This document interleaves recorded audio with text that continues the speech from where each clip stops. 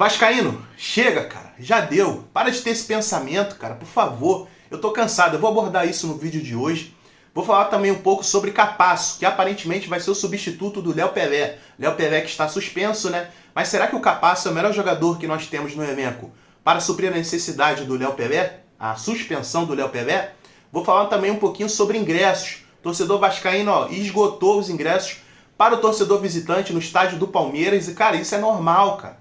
É normal. Vou comprovar isso para vocês com imagens. Separei umas imagens bem interessantes e vamos falar sobre isso e muito mais no vídeo de hoje. Então é isso, rapaziada. Vambora? Após a vinheta, estamos de volta. Vambora! E aí, galera, estamos de volta. O canal não tem vinheta, né? Vamos dizer assim. Foi só zoeira minha. Mas vamos lá, vamos pelo início. O Payet está regularizado no bid da CBF e já pode jogar com a camisa do Vasco no Campeonato Brasileiro, né? Só que tem um asterístico, né? Que infelizmente no Vasco as coisas não são fáceis por culpa do próprio jogador, né? Aparentemente, eu vou deixar o vídeo passando daqui a pouco, o Payet ele deu um tapa no rosto de um adversário no Campeonato Francês e ele foi punido com 3 jogos, né? Ele já cumpriu 2 jogos e o último ele vai ter que cumprir aqui no Campeonato Brasileiro. Eu nem sabia que a regra funcionava assim, né? Pra mim, ele deu o tapa lá na França, ele cumpre os jogos lá na França. Se ele desse o tapa aqui no Brasil, ele cumpria aqui no Brasil, mas não, é global. Ele já cumpriu 2 jogos lá, agora falta um, ele vai cumprir no jogo contra o Palmeiras, né? E talvez seja até bom pra ele, que ele consegue ganhar mais uma semana pra treinar, né? Pra entrar em ritmo, vamos dizer assim. Mas eu acho que acende um sinalzinho de alerta pro torcedor vascaíno, né? O torcedor vascaíno que tá com uma expectativa muito grande em relação ao Payet. A gente quer ver o futebol dele, né, com a camisa do Vasco. É um futebol que a gente já sabe, pelo que a gente já viu, de muita qualidade. A finalização dele é muito boa, é um jogador que sabe fazer gol de falta, né? Mas se ele trouxer esse lado dele problemático, né, espero que não seja recorrente. Eu sei que ele teve uma confusão com o Neymar em um determinado jogo, e ele teve essa confusão aí do tapa, né? Mas eu espero que ele não traga isso pro Brasil. O Vasco que está vivendo um momento muito delicado, né? Onde a gente não pode errar, os jogadores também têm que estar centrados, né? Ali com a cabeça fria para não poder errar, então a gente fica na expectativa, né?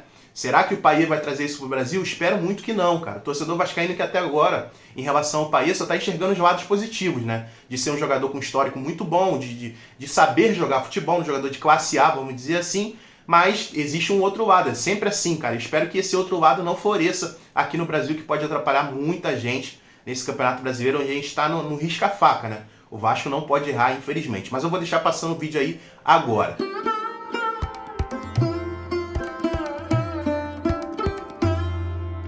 Vou falar um pouquinho sobre Capasso, né? Aparentemente o Capasso vai ser o jogador titular no lugar do Léo Pelé.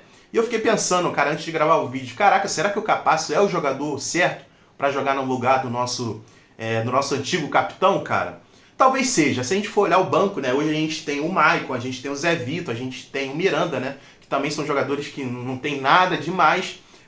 Eu vou falar sobre o Capasso. Eu acho que o Capasso também não é um jogador extraordinário. Eu acho que o único ponto forte do Capasso é a bola aérea. Ele é muito bom na bola aérea, tanto ofensivamente como defensivamente, né? Mas eu acho que para aí. Eu acho que ele é um jogador muito lento, sabe? É um jogador que na saída de bola ele é muito fraco, completamente diferente do Léo Pelé, que a saída de bola é muito forte. Então a gente vai ver como é que o Ramon Dias vai posicionar o time, né? Porque ele não pode sair com as bolas no pé, ele provavelmente tem que tocar pro lado para saída com o Piton, ou a própria saída com o Medel, ou jogar lá pro outro lado com o Robson Bambu, que também não é primoroso com saída de bola. O Robson Bambu que ajuda muito a gente defensivamente, mas com saída de bola é muito fraco. Então a gente fica a esperar, né? O que vai acontecer.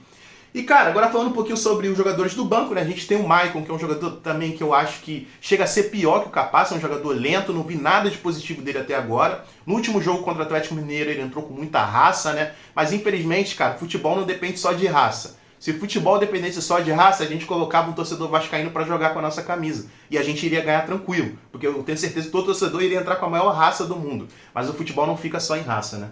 A gente tem o Zé Vitor, que se mostrou um jogador muito ainda inseguro, né? Um jogador muito novo, fez um pênalti bizarro contra o Atlético Paranaense. Então eu também acho que não deve ser o jogador titular nesse momento, sabe? Num jogo tão difícil contra o Palmeiras. Eu acho que o Capasso ainda sai na frente do Zé Vitor. A gente tem também o Miranda, né? O Miranda que na zaga teve partidas horríveis esse ano com o Vasco.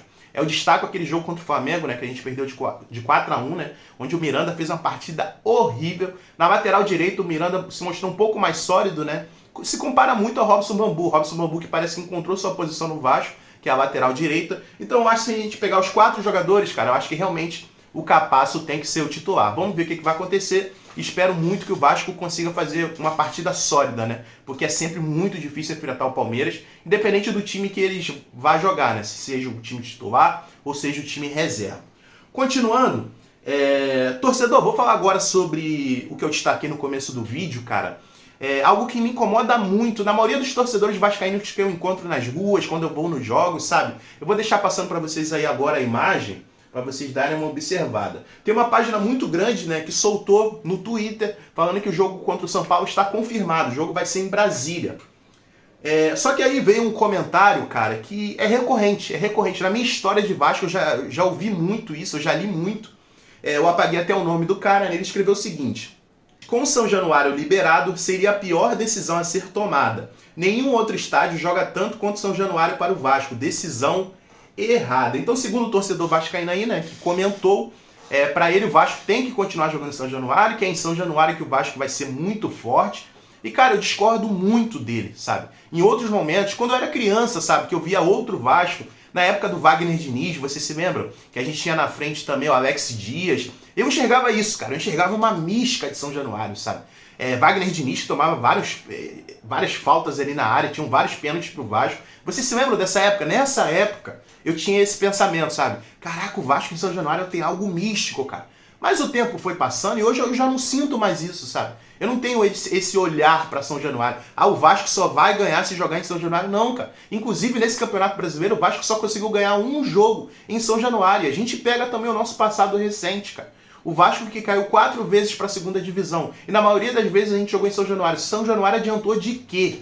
De quê, cara? Então, eu jogo por terra o que esse torcedor vascaíno tá falando, cara. Não é verdade, cara. Não é verdade.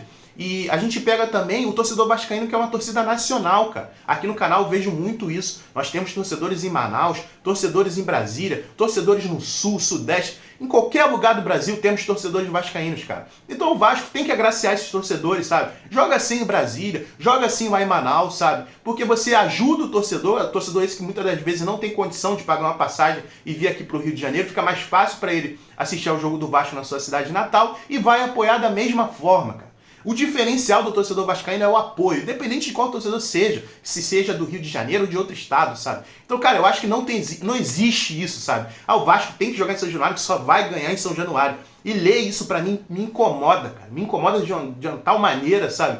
Mas, infelizmente, muitas pessoas ainda pensam assim. O que você acha sobre a minha opinião, cara? Você concorda? Você acha que o Vasco tem que jogar em São Januário? Que só vai ganhar em São Januário? Pra mim, não, cara. Eu acho que independente de onde a gente vai jogar, claro, o torcedor vascaíno tem que estar presente, tem que lotar o estádio onde o Vasco vai jogar, mas a pressão vai ser a mesma, cara. É o torcedor vascaíno que faz a pressão. E digo mais, até tava me esquecendo, né? Quem ganha dentro de campo é o time, cara. É o time. Se tu botar um time horrível, pode ter 100 mil torcedores vascaíno, cara, que eles não vão conseguir carregar o time. Não adianta. Não adianta. No Maracanã, eu tava nesse domingo, o time tá jogando bem, por isso que o time venceu. Claro, o torcedor fez uma pressão maneira, a festa foi maneira, foi, cara. Mas não é, infelizmente hoje eu tenho essa visão, não é o torcedor que vai entrar dentro de campo e vai fazer o gol. Então essa é a minha opinião. O que vocês acham sobre isso, galera? Eu acho que eu consegui expressar bem, cara. É algo que eu leio há bastante tempo e me incomoda, cara. Me incomoda. Vamos continuar? Todos os ingressos, cara, para o torcedor visitante no estádio do Palmeiras estão vendidos. Ou seja, o Vasco vai lotar, o torcedor vascaíno mais uma vez vai lotar o setor visitante de um estádio aqui no Brasil. E isso é recorrente. Eu separei para vocês algumas imagens bem legais que eu vou deixar passando aí agora. A gente tem aí, ó, o torcedor vascaíno no Morumbi, no jogo contra o São Paulo, lotou a torcida visitante, o setor da torcida visitante, né? A gente tem também aí o estádio do Fortaleza, né? Que o torcedor vascaíno lotou, cara, lotou, e isso é recorrente, é o que eu tô falando para vocês, é normal, cara, é normal. Não é algo pra gente ficar, nossa, não, é normal, cara. A gente tem também aí o estádio do Coritiba, né? Que o torcedor vascaíno mais uma vez votou fora de casa. A torcida visitante votou ali o Couto Pereira no setor visitante. A gente tem também aí o Beira-Rio, né, do Internacional. O torcedor votou o setor visitante. É recorrente até eu falar votou, né? Votou. A gente tem o estádio aí do Bragantino também, mais recente, né? Que esgotamos os ingressos do torcedor visitante. E é o que eu tô falando pra vocês, rapaziada. É normal, cara. É normal, é impressionante. A torcida do Vasco gosta muito. O torcedor vascaíno tem sede de Vasco, sabe? Independente de onde a gente vai jogar, a gente vai lotar, cara. Então a gente tem que sair um pouco dessa bolha de, o Vasco só vai ganhar em São Januário. Não, cara, podemos jogar em São Januário? Sim, podemos jogar no Maracanã, podemos jogar no Engenhão, ou independente de onde seja. Sabe, eu acho que a gente tem que derrubar isso, essa mística de, só vai... Não, eu discordo totalmente. E vamos lá, pra finalizar, galera, eu vou falar um pouquinho sobre Carabarral, né? Carabarral, eu vou deixar a imagem aí passando, foi apresentado no seu novo clube, né? O Puebla do México. Carabarral esse, cara, que veio naquela leva do Santos, né? Que, pelo amor de Deus, cara, o que o Paulo Brax fez no final da primeira janela e no começo da segunda, cara? Final da primeira janela, trouxemos Juan Cruz, que veio do Santos. Horrível. Trouxemos Carabarral, que veio do Santos. Horrível. Trouxemos também o Maicon no começo do segundo turno. Não tem explicação. O Maicon, horrível. Ninguém pediu o Maicon, cara. Ninguém. A gente sabe que o William Batista não pediu o Maicon. O Barbieri não pediu o Maicon. O Ramon Dias não pediu o Maicon. Cara, quem trouxe o Maicon pro Vasco? Então são 3 jogadores ali, cara, que não acrescentaram em nada pro nosso elenco. 2 já foram embora, agora sobrou só o Maicon, né?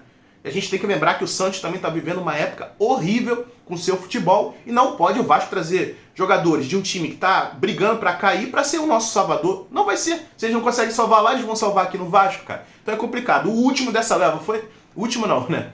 Que tem um Maicon ainda, vamos dizer. Mas falta somente o Maicon pra gente terminar essa leva aí que veio do Santos, que não tá agregando nada pra gente. O Maicon a gente vê ali até muita vontade, né? Um jogador que aparentemente ele tem muita sede, mas eu repito, eu falei pra vocês agora há pouco. Isso não basta no futebol. Não basta. É um jogador lento, é um jogador que não vejo nada de positivo dele sendo zagueiro. Num campeonato tão competitivo, né? Como é o Campeonato Brasileiro. Então, rapaziada, é mais ou menos isso. Para finalizar, eu esqueci de pedir, caso você seja vascaíno, se inscreva no canal, minha frase padrão, vascaíno ajuda vascaíno. Você já ajudou um vascaíno hoje? Não? Então esse momento, conto com a sua inscrição, conto com o seu like e conto com o seu comentário. Canal Complexo Vascaíno, trazendo vídeos para vocês todos os dias. E é isso, rapaziada. Amanhã, pré-jogo, e que o Vasco consiga, cara, consiga um bom resultado contra o Palmeiras, que vai ajudar muito a gente lá no domingo, não é? Então é isso, rapaziada. Tamo junto, forte abraço e é nóis. Valeu!